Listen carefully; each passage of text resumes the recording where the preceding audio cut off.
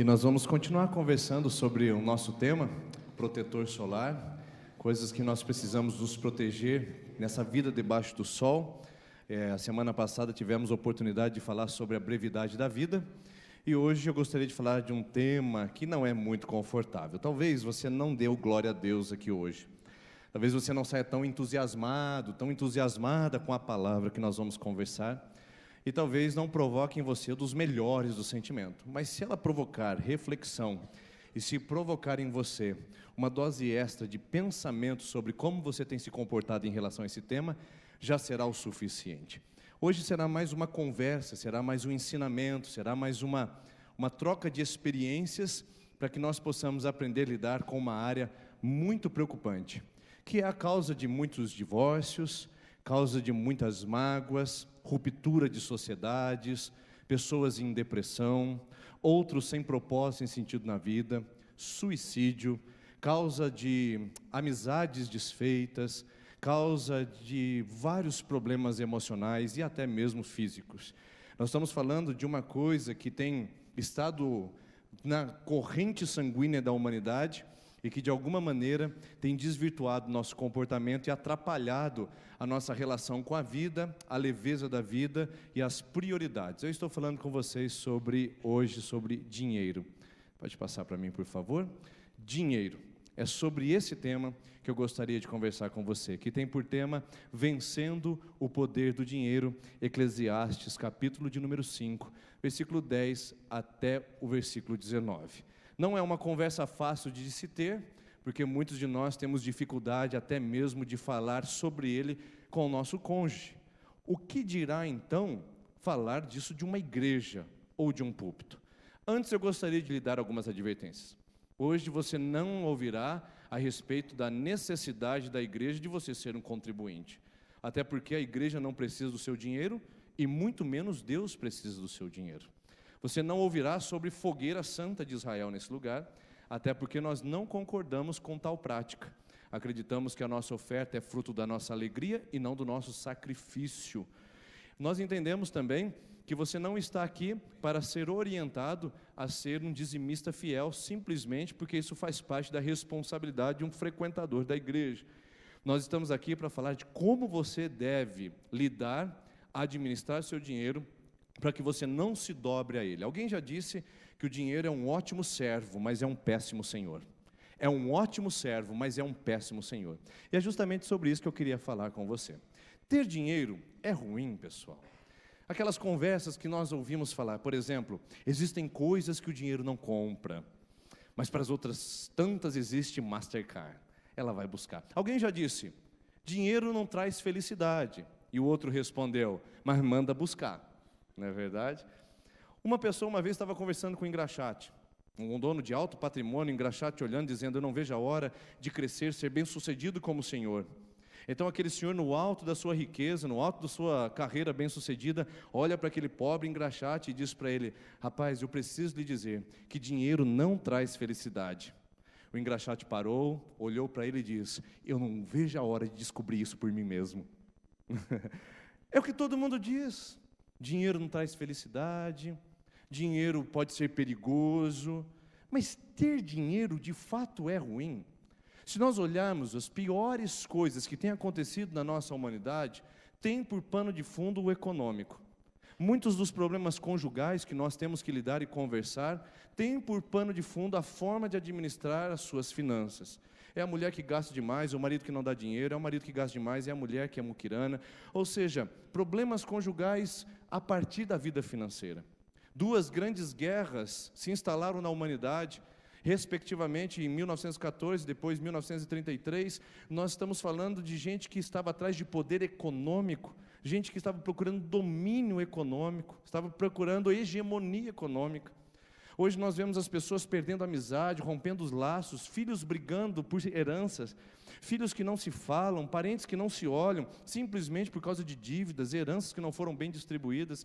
Ou seja, quando a gente coloca dinheiro na parada, a gente começa a perguntar, ter dinheiro é ruim? Porque se a gente for parar para pensar mesmo, parece que sim. Só que as Escrituras mostram uma cara muito interessante do dinheiro que muitos de nós não entendemos. Talvez você não saiba, Mas a Bíblia fala muito e muito sobre dinheiro, sabia? Ela gasta versículos e versículos, páginas e páginas para orientar os filhos de Deus a administrarem, a usufruírem e a aplicar investindo o dinheiro que é de Deus dado a elas. Então, o apóstolo Paulo foi um desses que capturou muito bem a clareza do que é o dinheiro. E ele disse em 1 Timóteo capítulo 6, versículo 10: pois o amor ao dinheiro é a raiz de todos os males. Algumas pessoas, por cobiçarem o dinheiro, desviaram-se da fé e se atormentaram a si mesmas com muitos sofrimentos. Então eu pergunto para você, ter dinheiro é ruim? Ora, irmãos, quem não gosta de conforto? Quem não gosta de morar numa casa própria, numa casa bem decorada, talvez com móveis planejados? Quem não gosta de ter recursos para poder viajar, poder investir, comer uma boa comida, vestir uma boa roupa, ir a bons lugares? Quem não gosta disso vai falar que dinheiro é ruim? O problema é o amor ao dinheiro, que o apóstolo Paulo diz que é a raiz de todos os males, e que por causa da cobiça traz tormento e sofrimento. E eu pergunto para você, essa noite aqui nesse lugar, que precisa passar um protetor solar em relação à sua administração financeira, em relação à sua vida econômica. Você tem vivido em paz com as suas finanças? Você tem estado em paz com os seus ganhos, com os seus rendimentos e com os seus gastos? Ou você entrou aqui essa noite já com discussões armazenadas durante a semana? Já entrou aqui essa semana com mesquinharia armazenada? Já entrou aqui essa semana com dívidas acumuladas? Já entrou aqui essa semana com problemas dos mais diversos relacionados aos dividendos? Aquela discussão na sala de casa, dentro do carro, saindo do escritório, aquela conversa por telefone, aquela cobrança que chegou, aquele boleto que te alcançou. Ou seja, quantos de nós não estamos atormentados por causa das finanças? Bom, se nós estamos atormentados, sofrendo, preocupados por causa de dinheiro, não é porque não temos dinheiro, é porque talvez o amor ao dinheiro tomou a nossa vida. Alguém já disse que o dinheiro é neutro, ele não é bom nem ruim, depende do uso que nós fazemos com ele. Bom, eu posso lhe dizer que, embora isso seja parcialmente verdade, a grande realidade é que o dinheiro tem uma coisa que influencia a gente, e que influencia toda a humanidade, e por isso ele tem um poder tão destrutivo. Dinheiro traz poder, e se ele tem em si a capacidade de gerar poder, poder pode ser altamente destrutivo da maneira como eu lido com ele. Então, hoje, eu gostaria de perguntar para você: dinheiro, finanças, suas economias, no seu bolso agora, na sua vida, no seu orçamento mensal, é bom ou é ruim? Bom, a maneira como lidamos com o dinheiro é que determinará o que ele será para nós. Se ele é bom ou se ele é ruim, não depende o quanto que você ganha, o quanto você tem, mas depende como você lida com ele, como você interage com esses recursos. Então, eu vou um pouquinho mais adiante para mostrar para você agora a palavra que o sábio, depois de tantos anos, aprendeu sobre o dinheiro. Se você quiser comparar com a sua Bíblia, você pode fazer isso, porque está em Eclesiastes capítulo 5, versículo 10. Quem ama o dinheiro, jamais terá o suficiente. Quem ama as riquezas jamais ficará satisfeito com seus rendimentos. Jamais, pessoal. Você ganha um pouquinho aqui e fala: se eu ganhar mais um pouquinho, eu vou ter mais tempo para a família. Aí você ganha mais um pouquinho e diz: se eu ganhar mais um pouquinho, eu posso dar mais conforto para a família. Então você ganha mais um pouquinho. Se eu ganhar mais um pouquinho, eu posso ter a chácara. Se eu ganhar mais um pouquinho, eu posso ter a minha lancha. Se eu ganhar mais um pouquinho, eu posso comprar meu jet ski. Se eu ganhar mais um pouquinho, eu posso ter minha casa na praia. Se eu ganhar mais um pouquinho, eu posso ter minha casa do aluguel. Se eu ganhar mais um pouquinho, eu posso abrir meu próprio negócio. Se eu ganhar mais um pouquinho, eu posso contratar mais funcionários. Se eu ganhar mais um pouquinho, eu posso exportar o meu negócio. E se eu ganhar mais um pouquinho, eu posso gerar uma franquia. Se eu ganhar mais um pouquinho, isso não para nunca. Quem ama a riqueza e quem foi picado pelo vírus da cobiça não consegue sossegar a sua alma. Até existe uma frase que diz: se você não der um basta nos seus desejos, você nunca dará uma basta aos seus tormentos. Gente que deseja o tempo todo, gente que é impulsionado não por ambição, mas por ganância, pela cobiça exagerada. O texto diz: quem ama o dinheiro nunca terá suficiente. Eu pergunto para você: você tem o suficiente? Você está contente com o que possui? Está satisfeito com o que já tem? Quem ama a riqueza jamais ficará satisfeito com seus rendimentos. Isso também não faz sentido. O sábio Salomão diz, isso não tem sentido algum a pessoa querer sempre ganhar mais. E ele continua dizendo, versículo 11, quando aumenta os bens, também aumenta os que o consomem. Ah, os parasitas.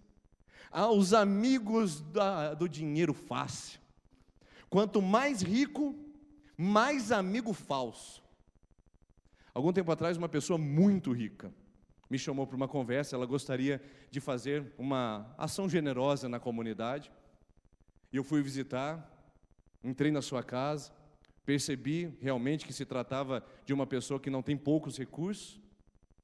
E naquele momento ele dizendo para mim, olha pastor, você não me procurou, mas eu gostaria de te procurar para ajudar nisso, nisso, nisso. Eu fiquei imaginando quantas pessoas se aproximam dessa pessoa, não com o interesse de lhe ser amigo, de lhe ser companheiro, de lhe oferecer ajuda em momentos de crise, de ser um refúgio na solidão da riqueza, mas quantas pessoas que podem gerar amizade com uma ideia parasitária, sanguessuga. Quantos amigos do seu dinheiro você tem e não amigos da sua vida?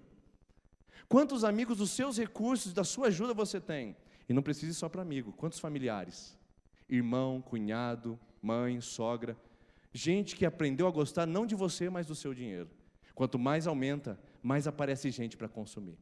E olha o que pior que ele diz, e que benefício traz os bens a quem os possui, se não dar um pouco de alegria aos seus olhos? O camarada luta, trabalha de dia e de noite, guarda, se mata para poder economizar alguma coisa. Ele fala, eu vou ter uma casa um dia, essa casa vai ter piscina, vai ter espaço gourmet, vai ter churrasqueira, vai ter uma varanda, essa casa vai ter algo maravilhoso. Aí ele faz tudo isso com o dinheiro do seu suor, do seu empenho e do seu desgaste. Massacrou família, perdeu muitas coisas, perdeu até a saúde. Agora ele está lá sentado na varanda da sua casa. E o cunhado vem e dá aquele pulo na piscina, e sai do outro lado. Aí ele olha do outro lado, tá a irmã cortando a carne para os filhos. Todo mundo se divertindo com os bens dele. E ele olha e diz, que alegria ver ele se divertindo. Mas eu mesmo não curto o que eu tenho. Eu mesmo não usufruo do bem que eu possuí. O sábio diz, qual é o sentido disso? Eu faço para os outros consumirem ainda, ter uma alegria nos meus olhos pelo que eles fazem, não pelo aquilo que eu possuo ou desfruto. Ele vai além. O sono do trabalhador é ameno, quer coma pouco, quer coma muito, mas a fartura de um homem rico não dá tranquilidade para dormir. Tem pessoa que fala assim, não, quando eu ficar rico, aí pastor, as coisas vão ser diferentes. Tem gente que não dorme por causa da alta do dólar, da queda do dólar, da bolsa de valores. Tem gente que não dorme por causa da queda do milho, da safra do milho, da safra do soja. Tem gente que não dorme porque agora tem que cuidar do seu patrimônio, porque agora tem coisas para serem roubadas. Tem gente que sai de casa, deixa a porta aberta e fala assim, pastor, se o cara entrar lá em casa, ele vai ter misericórdia de mim, vai deixar alguma coisa para mim, não vai levar nada. Mas quanto mais você tem para pôr dentro de casa, mais se preocupa em guardar, em proteger sua propriedade. E o Eclesiastes fala, isso não tem sentido. Quanto mais a gente ganha, quanto mais a gente tem, menos tranquilidade vem. E você achou que com dinheiro você seria mais tranquilo. Conversei com uma pessoa que tinha bons rendimentos financeiros, o suficiente para viver tranquila, e ela disse para mim, como eu gostaria de voltar a viver naquele meu bairro simples, morar naquela casa de assoalho e que não tinha forro, porque lá pelo menos eu tinha paz para dormir. Já pensou nisso? E a gente acha que dinheiro vai trazer tranquilidade. E o sábio já disse isso para nós na Bíblia. Há um mal terrível que vive debaixo do sol. Riquezas acumuladas para a infelicidade do seu possuidor. Você é feliz com o que você tem? Você desfruta do que você ganha? Você é feliz com o pouco, com o muito que você tem em sua poupança? Você é feliz com o pouco, com o muito que você tem no seu orçamento mensal? Se as riquezas se perdem no mau negócio, nada ficará para o filho que lhe nascer. Gente, a instrução é a seguinte: no dia da calamidade não tem riqueza que nos proteja. Você tem bastante agora? Tem riquezas? Tem patrimônio? Tem recursos? Mas no dia da calamidade, vai carro, vai casa, vai iate, vai avião, vai tudo para o brejo. Porque não tem riqueza que é segura. Nesse mundo a gente pode ter estabilidade financeira, mas nunca segurança. Quem aqui viveu o plano Collor de Mello? Levanta a mão só para eu saber aqui. Você sabe do que eu estou dizendo. Gente que dormiu rico e acordou pobre. Não há segurança em riquezas. E num negócio feito, nem o filho terá para desfrutar. E ele continua dizendo sobre riqueza. Olha só que interessante. O homem sai nu do ventre da sua mãe, como vem, assim vai. De todo o trabalho que se esforçou, nada levará consigo. Defunto, terno de defunto não tem bolso. Caixão não tem gaveta. Velório não tem caminhão de mudança. Ou seja, o que se faz, aqui se fica. Há também outro mal terrível, como o homem vem, assim ele vai, o que obtém de todo o seu esforço em busca do vinho, o que é que vale a pena? Passa toda a sua vida nas trevas, com grande frustração, doença e amargura. Assim, eu descobri, agora vem a instrução, eu descobri que o melhor e o que vale a pena é comer, beber, desfrutar de todo o resultado do esforço que se faz debaixo do sol, protetor solar, durante os poucos dias de vida que Deus dá ao homem, pois essa é a sua recompensa. Use enquanto você tem, aproveite enquanto você tem condições. Tem gente que comprou a louça de porcelana só para usar em ocasião especial. Já faz 3 anos e meio que está guardada e ainda não usou. A mulher passou no shopping e falou, vou comprar essa lingerie. Um dia eu vou usar com meu marido, ele vai ver. Ele vai ver o que vai acontecer com todo esse investimento que eu fiz. A lingerie está guardada lá até hoje, não usou porque a ocasião especial não chegou. Afinal de contas, ele é um crápula, um grosso e está lá guardado. Um dia eu vou usar esse dinheiro aqui para a gente poder fazer aquela viagem dos sonhos. Já perdeu o ente querido, já foi embora e a viagem ainda não saiu. Ou seja, o sábio diz, a gente precisa aprender a usar enquanto a gente tem condições, para não ser escravo disso que nós ganhamos, porque nisso está a alegria, desfrutar enquanto se tem, e não ficar pensando naquilo que não se tem. Agora, e quando Deus concede as riquezas e bens a alguém, o capacita a desfrutá-los e aceitar sua sorte e ser feliz em seu trabalho, isso é um presente de Deus. Tem gente que tem culpa por ser próspero. Meu Deus, eu estou assim, olha, estou fazendo essa viagem, estou gastando esse dinheiro, enquanto tem pessoas na cidade que não têm o que comer. Olha só o que diz. Gente que até Deus liberta da culpa para a gente poder desfrutar dos recursos que Ele nos dá. Mas tudo isso vem com modelo. Tudo isso que o sábio explica, vem com uma conjuntura de fatores e não com algo isolado. Porque você já está pegando o seu marido aí falando, está vendo, seu muquirana, está vendo, seu mão de vaca, eu disse para você para a gente parcelar, eu disse para a gente fazer em 18 vezes, eu disse que estava na hora de comprar, você falou, é agora. Não leve, não espere, não vá embora antes de eu terminar a palavra. Se sair agora, ela vai torrar seu cartão, meu filho. Segura aí. Aguenta aí, porque não é essa a proposta. A proposta é como nós investimos e gastamos nosso dinheiro. O problema não é como a gente ganha, e nem é quanto a gente ganha. Quem aqui, não precisa levantar a mão para se identificar, porque eu sei que todos levantaríamos as mãos. Quem aqui nunca percebeu que ganhou um pouquinho mais para saber que precisava ganhar um pouquinho mais, e nunca é o suficiente? Porque o problema não é o quanto você gasta, é o quanto que você ganha, mas é o jeito que você gasta. O jeito que nós lidamos com isso. Então eu trouxe uma pergunta para você aqui, que é um modelo bíblico de paz financeira. O que eu quero profetizar na sua vida não é que você terá em abundância, não é que você terá para gastar. O que eu quero dizer essa noite não é que você terá para ostentar, para andar de carro novo, casa nova, no melhor bairro, fazer a melhor viagem, postar no Facebook. Eu não estou dizendo isso. Eu quero mostrar para você essa noite um modelo bíblico de paz financeira, para você poder dormir bem, ganhe pouco ou ganhe muito. Para você desfrutar a vida, ganhe pouco ou ganhe muito. Para você ter o seu coração em Deus e não no dinheiro, ganhe pouco ou ganhe muito. Porque o problema não é quanto ganhamos, mas como gastamos. O meu sogro ganhava R$ 1.800 e sustentava uma casa como metalúrgico. Eu não vi ainda uma pessoa fazer tanta prosperidade e tanta paz financeira com R$ 1.800 sustentando uma casa com 4 pessoas. E um genro que deu uma chegadinha lá de ver depois. Até a bicicleta ele comprou para mim quando roubaram a bicicleta emprestada que eu tinha emprestado para tirar xerox no centro de Londrina. R$ 1.800. Mas eu já vi e aconselhei pessoas com 17, 18 mil e que não conseguem manter as contas em dia e não conseguem pagar o financiamento do carro. O problema não é quanto se ganha, o problema é como se gasta. E eu pergunto para você, você tem paz financeira? Se você não tem paz financeira, você precisa fazer uma boa pergunta. Eu vou agora mostrar para você umas características aqui de pessoas que têm paz financeira. E eu quero que você agora visualize, se identifique. Qualquer semelhança é mera coincidência. Primeiro, até o dia 10, lá está você. Até o dia 10 de cada mês. É sorriso, é alegria. E agora eu estou rico. Eu recebi minha hora extra, chegou meu 13º, recebi meu 1/3 de férias, chegou a minha comissão, até o dia 10, estamos bem, olha só que maravilha, olha a minha promoção, até o dia 10, vai dar para a gente agora fazer aquele jantar para os nossos amigos, vai dar para a gente agora, olha, já dá para planejar a troca da geladeira, olha, sabe aquela máquina de lavar que já está parada, vamos conseguir resolver isso, até o dia 10 é sonhos, é promessa, é projeto, aí depois do dia 10, pagou o boleto de água, de luz, de telefone, porque a açaí não está dando desconto, entendeu? Não está ajudando ninguém. A Copel, então, entendeu? Não está facilitando para ninguém, não tem misericórdia, não tem graça, não tem bondade. Aí chega a conta de celular, aí o consórcio, não sei o que, aí depois do dia 10 o cara já está desanimado. Já esqueceu da troca da geladeira, já disse para a esposa que não vai dar para sair para comemorar o aniversário de casamento.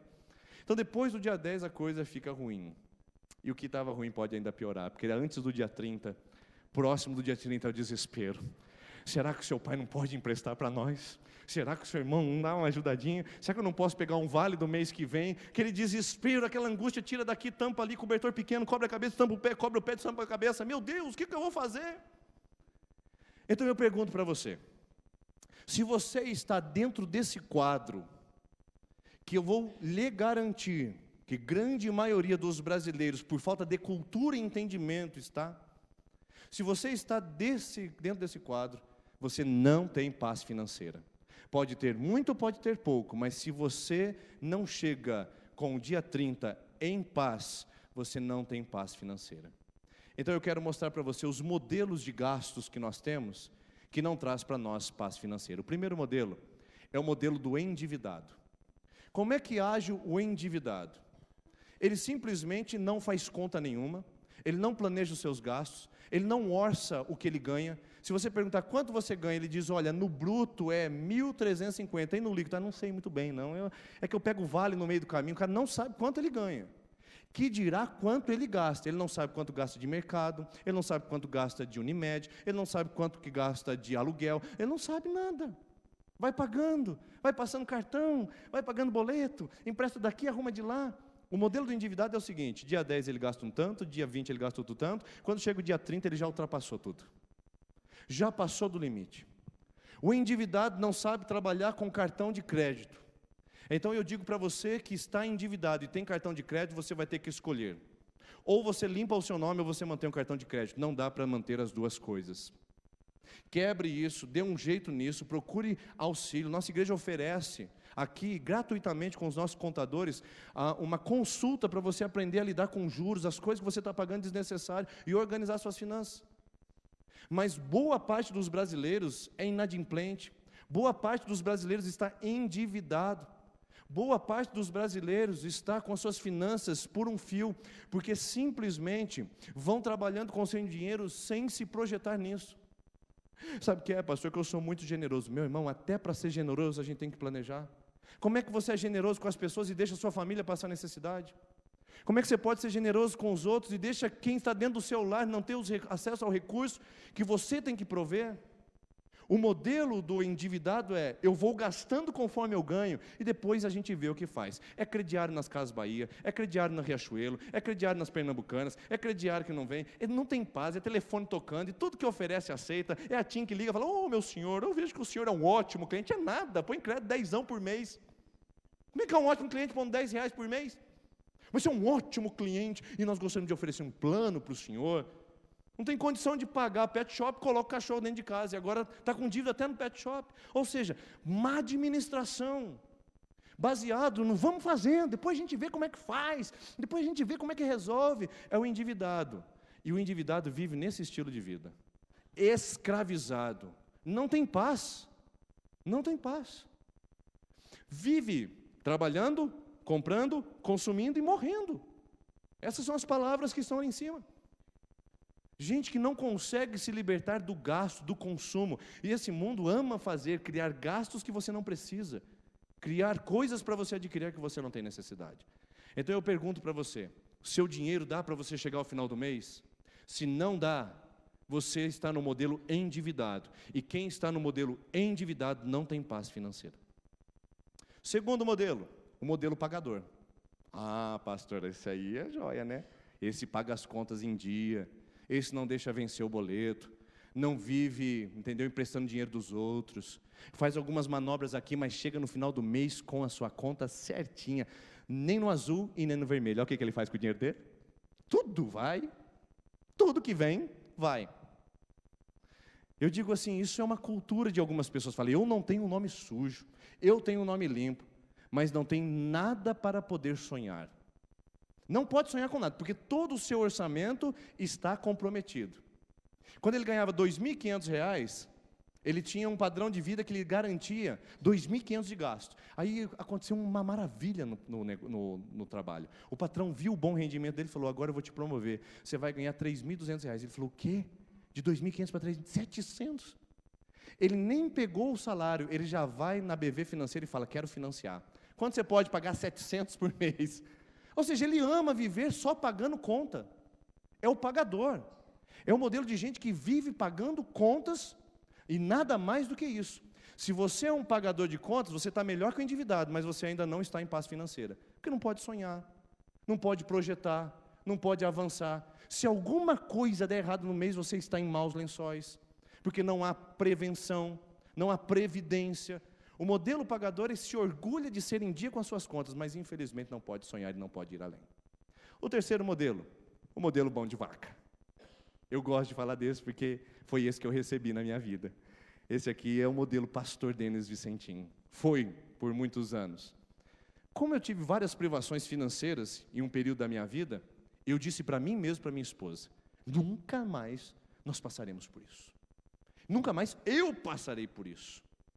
Essas privações não existirão mais, então eu vou aprender a poupar. Não quero ninguém na minha casa me cobrando, não quero ninguém, eu vou aprender a poupar. Mas eu mal percebi que eu comecei a judiar da minha família no modelo mão de vaca.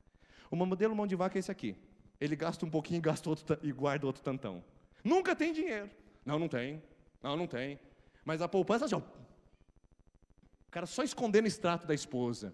A mulher só escondendo o extrato do marido. Conhece uma esposa assim aí perto de você? O marido assim, olha bem para ela. Só escondendo, só mocando, como a gente diz. Tem, mas não pode gastar. Por que mesmo? Ah, não sei, eu estou só guardando. Por que você guarda esse tanto? Não sei. Você vai adquirir alguma coisa? Também não sei. Vai uma eventualidade. Mas qual é a eventualidade, meu filho? Era isso que eu imaginava, guardar por guardar. A gente tem que guardar para se precaver. Aí você tem um salário de poupança, 2 salários, 3 salários, 4 salários, você não sabe o que vai fazer com aquilo, mas você tem que guardar e a sua família sofrendo com a mão de vaca. A gente ia no mercado, minha esposa ia com o carrinho, ela colocava o omo dentro do carrinho, eu pegava, tirava e colocava o brilhante. Lembra? Tempo cruel, filha? Você é guerreira, hein? Ela pegava um maço de tomate pomarola, colocava lá dentro, eu pegava, tirava, porque eu colocava o quero. Molho de tomate do mesmo jeito. E essa mesquinharia. Ia comprar um presente de aniversário. Meu Deus do céu. A menina tem 3 anos de idade. É festa de aniversário. Um chocalho dá R$5. Meu Deus. Vamos lá comprar o presente. E ela, R$60. Vamos dar isso aqui, fica não sei o que tal. É a nossa amiga. Eu não, filha. R$5 é suficiente. Eu cresci ganhando meio cueca. Está tudo certo. Ou seja, o modelo mão de vaca é assim, vamos guardar mais para nós, porque a generosidade não vai muito bem, afinal de contas as pessoas são muito competitivas, individualistas, né? Eu lembro um dia que eu saí de uma pregação de uma igreja, eu havia recebido uma oferta generosa daquela comunidade, eu olhei aquela oferta e falei, meu Deus, eu não mereço isso. Aí eu parei no semáforo. Parei no semáforo, veio um cara vendendo pipoquinha para uma casa de recuperação. Aí veio uma voz no meu ouvido e falou assim, dê boa parte da sua oferta para esse cara. Eu falei, diabo do capeta, vai ficar me tentando aqui. Acabei de receber uma oferta, o diabo vem me tentar para ser generoso. Só pode ser o diabo. Meu Deus do céu, é um modelo mão de vaca. Aí eu olhei, peguei assim, tirei e falei, irmão, leva isso aqui antes que eu me arrependa, por favor. E leva. E fui embora. Ou seja, ser trabalhado nisso não é fácil, irmãos.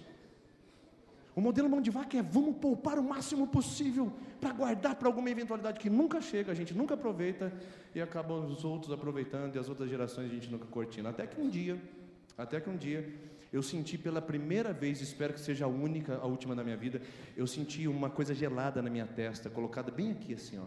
Era o cano de um revólver 38, num assalto, onde ele entrou em casa, colocou o cano na minha cabeça e disse: passa o dinheiro. Não tinha dinheiro em casa, não tinha. Ele foi embora, levou o carro, levou alguns dos nossos pertences, e depois que ele saiu, dentro da fruteira, onde a gente guardava algumas contas lá, fruteira só serve para guardar conta, ninguém come fruta basicamente, eu olhei o extrato da minha conta poupança, e eu disse: se aquele gatilho fosse puxado hoje, o que valeria isso daqui? A partir daquele momento, a nossa família mudou os padrões e os valores, de como nós investimos o dinheiro, como nós investimos na nossa casa. Isso mudou completamente. Espero que você não precise passar por isso, porque esse foi o ensinamento para que o modelo mão de vaca de alguma maneira pudesse ser extirpado da minha vida. Então, pastor, qual é o modelo da paz financeira? Como é que eu posso ter? Porque se eu sou mão de vaca, eu não tenho paz. Eu quero sempre guardar mais, está desperdiçando, apaga essa luz, fecha essa torneira, eu tenho que guardar. Não tem paz em casa, é briga com a esposa, briga com o filho, briga com o marido, é briga o tempo todo, mão de vaca. Quem gasta mais do que tem não tem paz por causa do débito. Quem só paga a conta não tem paz porque não consegue planejar. Pastor, qual é o modelo de paz financeira? É o modelo bíblico, que o nosso sábio disse, como a gente desfruta o dinheiro. Eu vou mostrar para você. O modelo bíblico, eu vou colocar aqui, é 10, 10, 80. 10, 10, 80. É apenas uma sugestão. Você pode colocar 15, 15, 70, pode colocar 20, 20, 60, é de acordo com o seu padrão. Mas você precisa aprender que quando você recebe o seu dinheiro, ele tem que ter 3 direções. Ele tem que ter 3 caminhos. 10, 10, 80. Eu vou mostrar para você. O primeiro 10, que é uma sugestão para você, pode ser 5, pode ser 10. Você que ainda não faz isso, você pode começar com 1%, 10%. É 10% você vai doar, 10% você vai poupar e 80% você vai gastar. Esse é o modelo que a maioria dos brasileiros não consegue colocar em prática e é simples de fazer. Você pode começar com 10, com 5, do jeito que você quiser, mas precisa começar. Por quê? Esse modelo é a maneira que traz paz financeira e é um modelo bíblico para que a gente possa dormir tranquilamente, independente do quanto que nós ganhamos, independente do quanto nós possuímos. Primeiro, doe 10%. O que é doar? É contribuir na causa de Deus, é contribuir no reino de Deus, é ser generoso, é pegar parte do seu sustento e investir no reino de Deus. Pastor, eu imaginei que eu podia pegar o meu salário inteiro e fazer uma oferta na fogueira santa de Israel. Não está na Bíblia isso, querido. Se você quiser fazer, não diga depois, se você morar de aluguel, você vendeu sua casa para dar na fogueira santa de Israel. Fica assistindo televisão, pregador que só fica manipulando a palavra, pode ser que você entre em maus lençóis em relação a isso. Eu morei numa pensão em Londrina. Do dia para a noite, a tia da pensão mandou todo mundo embora. Eu falei: meu Deus, o que aconteceu? Eu vendi a casa. Mas por que a senhora vendeu? Para dar na fogueira santa de Israel. Eu falei: mas agora a gente vai morar onde? A senhora foi para a fogueira e nós ficamos sem fogueira. Ela disse: dei na fogueira. Até hoje mora de aluguel. Nunca se recuperou disso. Não faça algo por manipulação de pessoas. Quando eu falo em dar no reino de Deus, é um dar de generosidade. Deus não precisa do seu dinheiro, essa igreja não precisa. Se você não quiser dar, Deus vai levantar outra para dar e a obra vai continuar. Nós não precisamos fazer isso, ficar manipulando, forçando a coisa. Mas doar no reino de Deus é para você, sabia? Não é para a igreja. E muito menos para Deus. Você acha que Deus precisa do seu dinheiro? Dono do ouro e da prata, ele vai falar: ó, meu filho, não deu R$100 de dízimo, eu vou mandar o cortador na sua casa, vai queimar o chuveiro, vai fundir o motor, vai ter, agora que na farmácia, comprar antibiótico. Os farmacêuticos me perdoem aqui, mas o lucro é fonte de lucro. Aí Deus fala: não, eu vou agora acabar com você que você vai ver. Não, meu filho, não é esse Deus que eu vejo na Bíblia, mas muitos pastores usam esse Deus para angariar fundos para os seus rendimentos. O que eu quero é libertar você pela palavra de Deus e dizer: doar não é para a igreja, doar não é para o pastor, doar não é para Deus, doar é para você entregar na igreja, entregar para Deus, entregar na palavra, para que você então saiba que, quando você doa, você está dizendo na sua casa quem manda no dinheiro. Quem não é generoso, quem poupa e gasta sem doar, está dizendo que quem ele ama é Mamom. Olha o que a palavra de Deus diz, Mateus 6,24: ninguém pode servir a dois senhores, pois odiará um e amará o outro, ou se dedicará a um e se desprezará o outro. Vocês não podem servir a Deus e ao dinheiro. Quando você vem aqui à frente ofertar, você está dizendo para Mamom: quem manda nesse dinheiro é Deus. Se você só poupa e só gasta e não contribui, você ainda está no âmbito da intranquilidade financeira, porque você está dizendo que quem manda nas suas finanças, na verdade, é o poder do dinheiro, mais para você, mais para o seu consumo e nada para a causa de Deus. Quando você oferta no reino de Deus, você está declarando o seu amor para Deus. É isso, irmãos. Por que fica fácil eu investir dinheiro com a minha esposa e com a minha família? Porque eu amo a cada um deles. Então fica fácil despender qualquer coisa. Se um fica doente, tem que comprar, compra. Se tem que pagar um tratamento, paga. Porque eu amo. E quem ama faz. Agora, se eu amo Deus, por que eu não contribuo? Ou eu amo a Deus, ou eu amo Mamom. E olha essa figura, eu fico dividido entre dinheiro e entregar. Seja generoso. E seja generoso com a seguinte perspectiva. Primeiro, seja generoso com prioridade. Eu vou passar para você 3 P's da generosidade na causa de Deus, para você dar um basta de Mamom ser o seu Senhor e falar: quem manda nessa causa é Deus. Prioridade. Quando você receber o seu valor, a primeira coisa que você vai fazer é tirar o que você quer entregar na causa de Deus e dizer: Mamom não, tire. É a primeira coisa. Não, eu vou deixar lá e depois no final do mês, caso eu não use, eu entrego. Não faça isso, porque você sempre vai usar. Se é mão de vaca, você vai guardar. Se é endividado, vai pagar uma conta. E se você é pagador, você vai colocar outra coisa no lugar. Pode ter certeza disso. Agora, quem é generoso, olha e fala: primeira coisa, recebi meu salário, a primeira coisa que eu vou fazer é separar para o Senhor, entregar para o Senhor. Pastor, é 10%? Meu filho, eu não estou falando isso aqui. Tem gente que dá 12, 15, 20, tem gente que não consegue chegar a 3 ainda. Mas eu digo para você, se você ainda não faz, comece com 1%, 2%, 5%, o que você quiser. Mas comece, porque é um jeito de você dizer ao seu dinheiro e declarar quem é que está mandando isso aí. É a prioridade, a primeira coisa que eu vou fazer é entregar ao Senhor. É lógico que existem muitos versículos, mas eu não tenho tempo. Segundo P, percentual. Estabeleça um percentual disso. Não deixe, vou dar tanto hoje, mês que vem. Não, estabeleça um percentual. E terceiro P, progressão. Vai progredindo. Você dá 1 hoje, dá 2 amanhã. Começa a progredir, começa a avançar, começa a trabalhar a generosidade.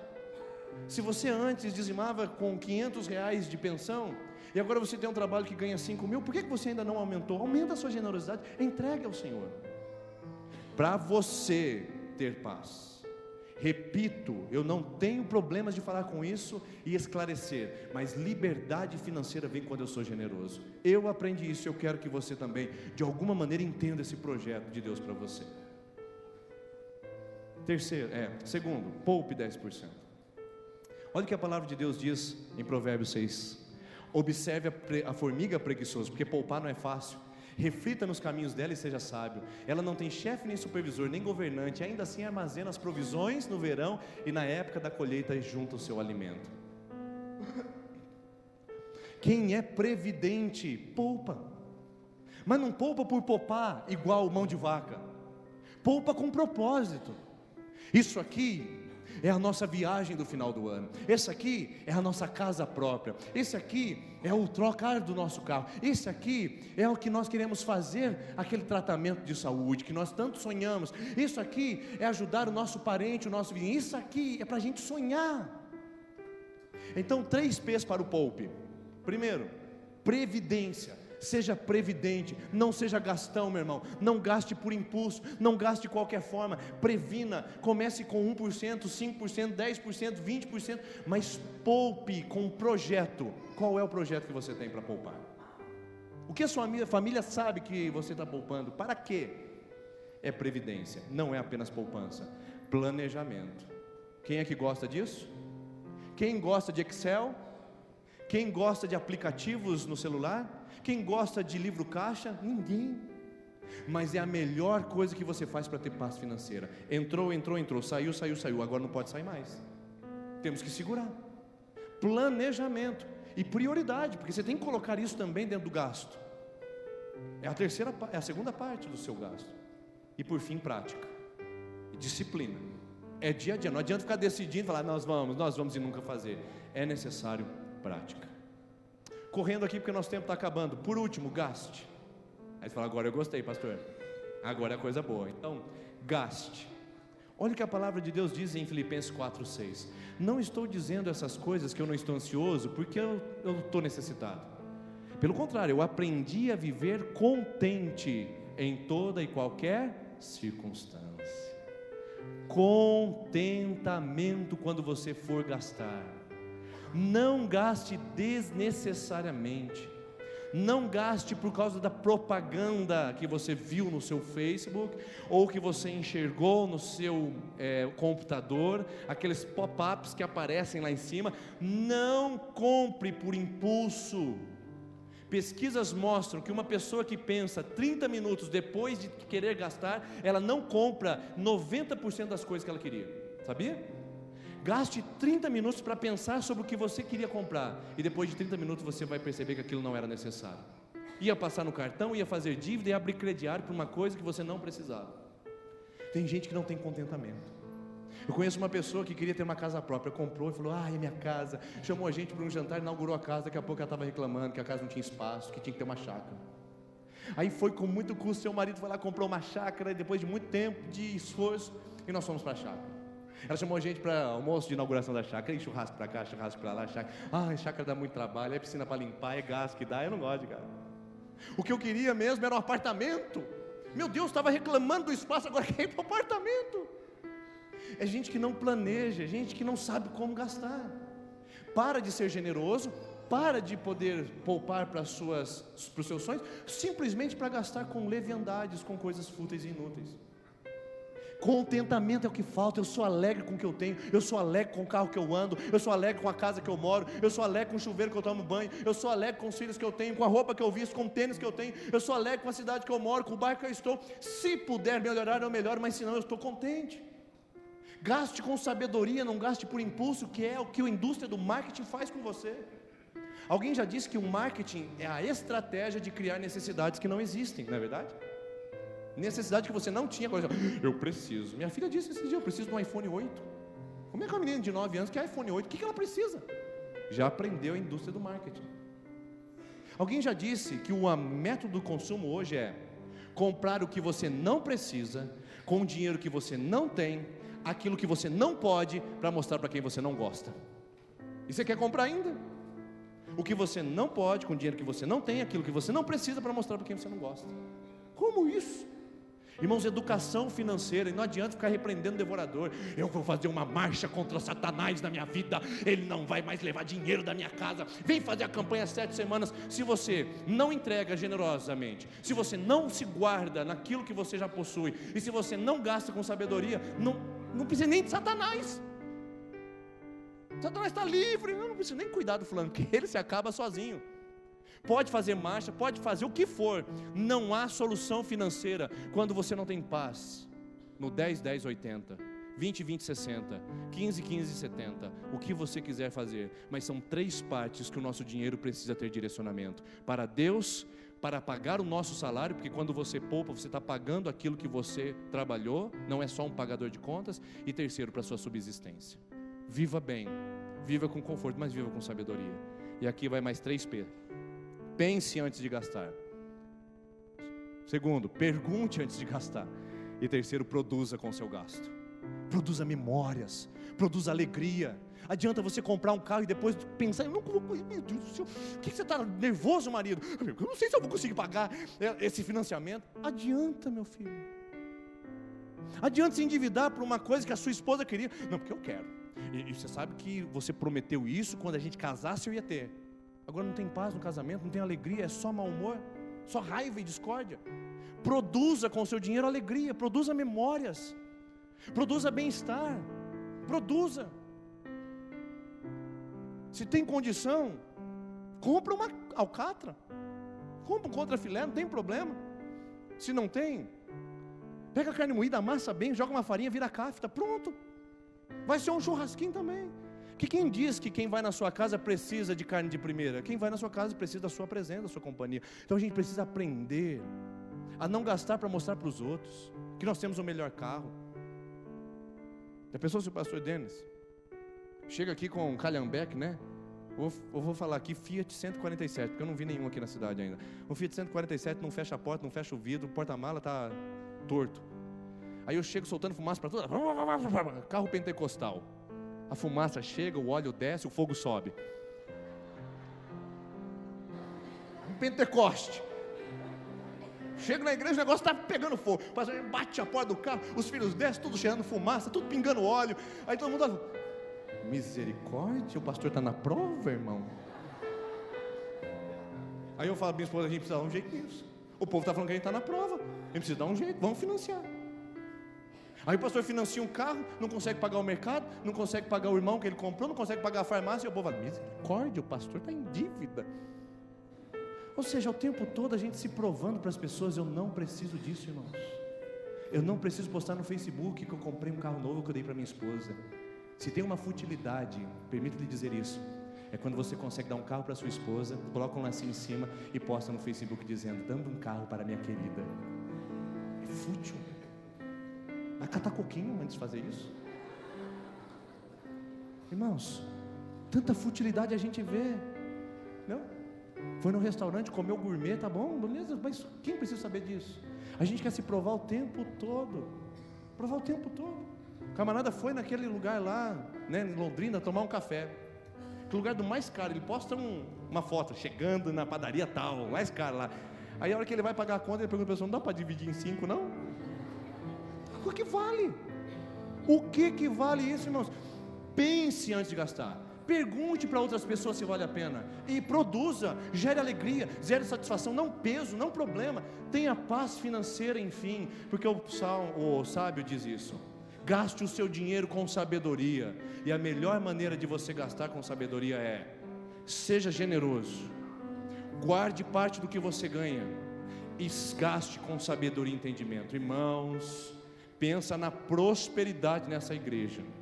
Pensa na prosperidade na sua vida essa noite. Talvez você continue andando de bicicleta, mas vai dormir em paz. Talvez você continue andando com Fiatinho pentecostal, mas vai dormir em paz. Talvez a sua roupa não seja de marca, mas vai dormir em paz. Porque não é o quanto você ganha, e sim como você gasta. 3 áreas, 3 propósitos. Cumprindo os 3, tem paz financeira, você pode ter certeza disso. Vamos orar? Vamos ficar em pé? Como eu passei do horário, eu vou encerrar as nossas campanhas por aqui.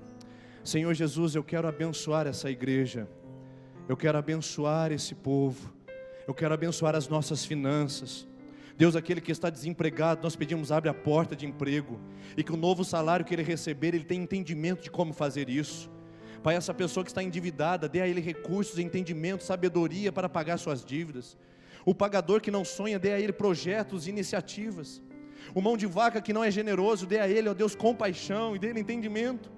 E dá-nos paz, Pai, paz financeira, que o dinheiro não seja o nosso Senhor, que a gente não fique titubeando entre 2 senhores, entre Mamon e o Senhor, que nós possamos nos entregar a Ti, também com os nossos recursos, que possamos ser previdentes, inteligentes, e que o Senhor possa honrar os recursos que temos. Senhor, abençoe. Eu profetizo que o entendimento de cada um se abriu. Nós temos uma igreja próspera. Temos filhos e filhas do Senhor prósperos. Eles não precisam ofertar tudo na fogueira santa. Eles não precisam barganhar. Não precisam dar além do que têm. Eles só precisam ser generosos, se protegerem e investirem com sabedoria. Por isso, Pai, eu abençoo cada homem, cada mulher, cada chefe de família, cada esposa, cada filho, cada pessoa que essa noite a paz financeira chegou nessa casa em nome de Jesus. Não vai ter briga, não vai ter discórdia sobre o que gasta, o que não gasta, terá paz com o dinheiro, porque ele não é mais senhor desse homem, ele não é mais senhor dessa mulher, e a paz do Senhor chegou no nosso lar, em nome do Senhor Jesus. E você que recebeu a paz financeira, diga amém, amém. Deus te abençoe, e Deus te leve para uma semana de muita reflexão. Assista de novo no YouTube se você quiser, anote os textos bíblicos e pratique em nome de Jesus esse protetor solar. Boa semana, meus irmãos, Deus abençoe.